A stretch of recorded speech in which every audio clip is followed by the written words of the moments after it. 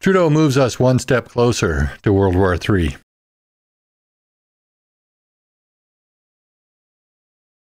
Hey y'all, welcome to my channel. I hope you're having a great day. Yesterday, Trudeau announced that he supported Ukraine using long-range missiles to target facilities deep inside Russia, with no regard to the fallout of those remarks. Let's hear what he had to say. Trudeau says Canada fully supports Ukraine using long-range weaponry.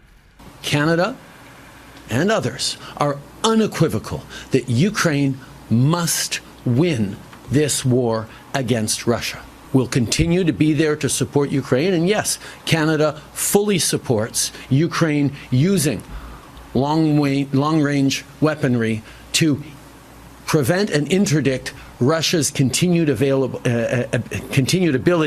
to degrade Ukrainian civilian infrastructure and mostly to kill innocent civilians in their unjust war.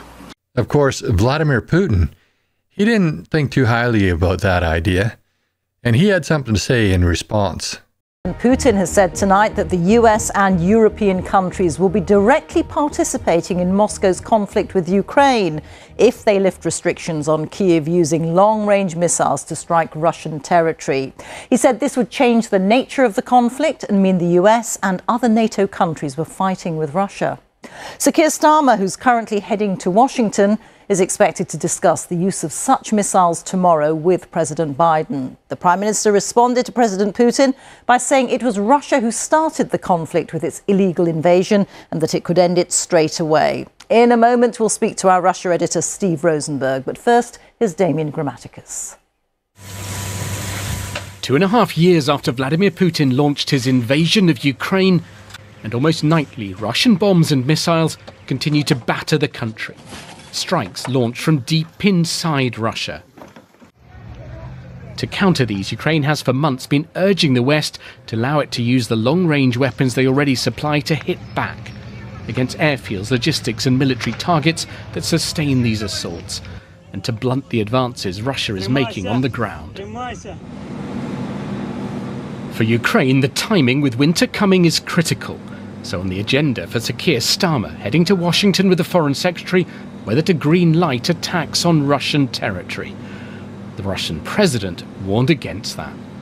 If this decision is made, it will mean nothing other than direct participation of NATO countries, the United States, European countries, in the war in Ukraine.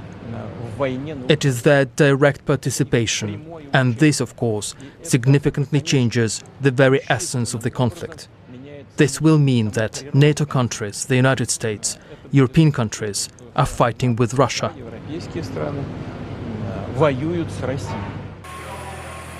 These are the Storm Shadow missiles the UK already supplies Ukraine. Russia warned against doing that. And Ukraine has crossed other Russian red lines too. Drone strikes of its own deep inside Russian territory.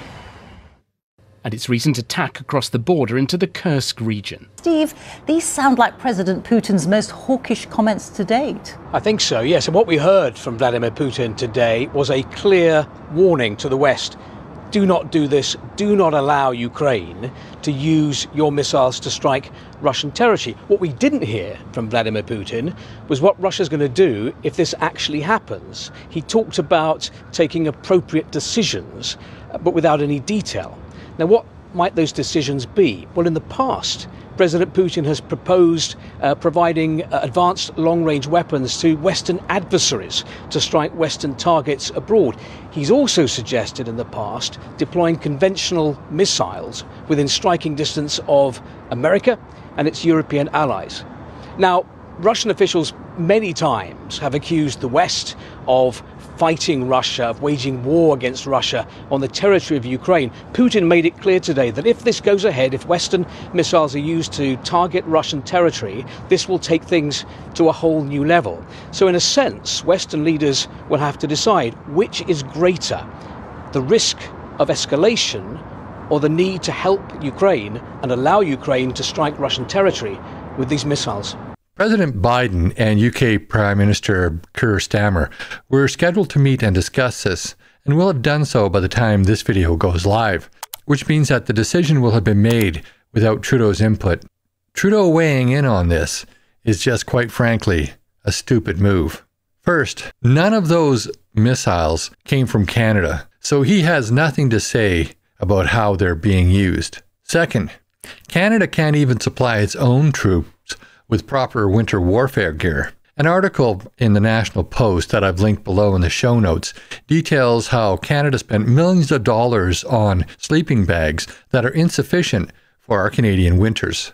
Not to mention that a large portion of our military vehicles are in disrepair and parked because Canada doesn't have the spare parts to fix them. And then there's the fact that we have the largest coastline in the world, yet we can barely keep 3 frigates afloat. And third, he's made Canada even a bigger target than it was before. Guess which country separates Russia from the lower 48 states? Canada. Guess which country over which ballistic missiles will be traveling, targeting sites within the United States? Canada. Guess over which country the US, if they have the ability, will shoot down any incoming missiles? Canada. Even if a war between NATO and Russia stays conventional, Canada could very well become a battleground. As we saw with the Chinese surveillance balloons that were floated over Canada last year, it's highly unlikely that Canada will be able to detect a Russian invasion over the pole, and they'll be in Canada before we'll even know that they're here. And when an invasion is detected, the United States will send troops over the border and engage the Russian troops in Canada, because it's much better to fight in Canada than it is in the United States, at least from an American perspective. And what about our military? Well, if they didn't freeze to death, they'll run out of ammunition in 2 days because that's all we have in stock. So why would our idiot of a prime minister feel it's his place to poke the Russian bear? Canada under Trudeau is like a little man with a big friend who walks into a bar and picks a fight with a huge biker, expecting his big friend to protect him. Until he properly invests in our defenses, he should keep his warmongering opinions to himself. Because, Mr. Trudeau, you have made Canada more of a target than a protector. But that's just my opinion. I'd love to know what you think. Put your comments down below. And while you're at it, please like this video, share with your friends and on social media. And if you haven't already, please subscribe to my channel. And if you have the time, check out the description of this video. There's lots of information in there, including all the links to my other social media. Thanks for watching, and I'll see you in the next video.